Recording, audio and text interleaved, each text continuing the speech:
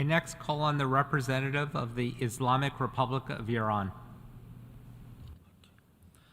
In the name of God, the most compassionate, the most merciful.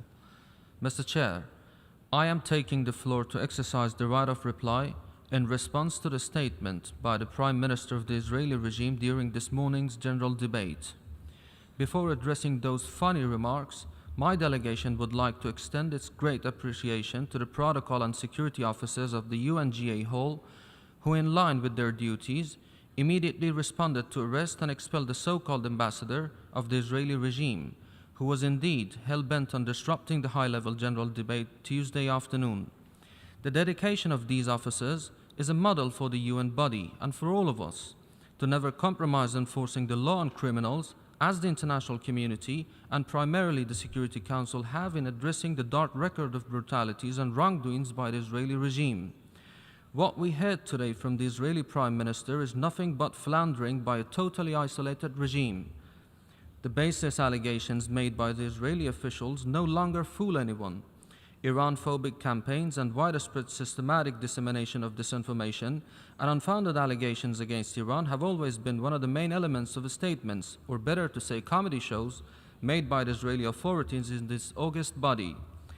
The Islamic Republic of Iran categorically rejects and strongly condemns unfounded and unsubstantiated claims leveled against it, including those regarding its involvement in or attribution of UAVs used in the Ukraine war.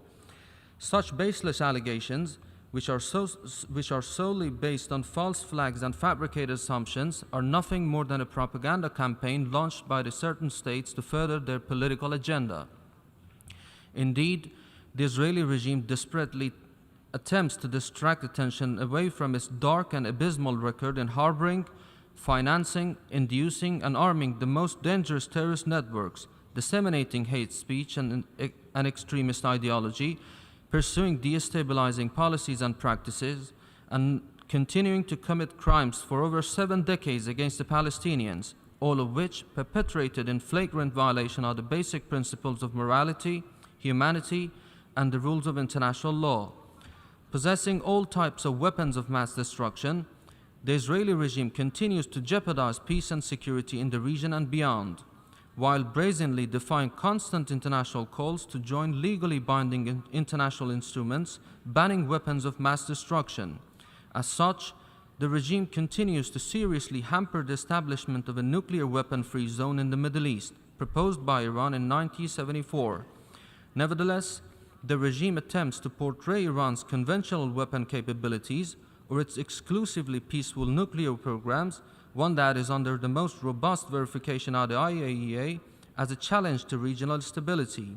This is but a hypocritical move to distract from the real danger this regime poses to regional peace and security, particularly its nuclear weapon arsenals, as well as clandestine and unsafeguarded nuclear installations and activities. The Israeli regime has taken advantage of every opportunity to threaten the use of force against other UN member states. The representative of this regime has now abused this high-level meeting in a flagrant violation of Article 2 of the UN Charter, threatening the use of force against my country by its military capabilities, including its nuclear weapons. It should be noted that the Islamic Republic of Iran reserves its inherent right to self-defense under international law and the United Nations Charter to decisively respond to any threat and wrongful action perpetrated by this Israeli regime. It cannot be ignored that the Israeli occupation and racism lie at the heart of all conflicts in the Middle East. The repulsive Israeli occupation has brought many crises and instability throughout the region. As such, it is ironic that the Prime Minister of the Israeli regime spoke about developing a regional peace initiative while his bloodthirsty regime planned to annex even more of the already occupied Palestinian territories. It goes without saying that the Israeli regime, the last of apartheid regime, and the only one openly practicing and legalizing racism, seeks to ride the wave towards international legitimacy. It is a dreadfully regressive regime pretending to be progressive. Suffering from the lack of international legitimacy, the Israeli regime's representative addresses every irrelevant issue to distract attention from its political motives behind its racist policies. condemning in the strongest possible terms all crimes committed by the Israeli regime against Palestinians, the Islamic Republic of Iran reiterates its support for the just cause of the Palestinian people and the full realization of all their inalienable rights, particularly their inherent right to self-determination, and to establish an independent Palestinian state throughout Palestine with Al-Quds al-Sharif as its capital.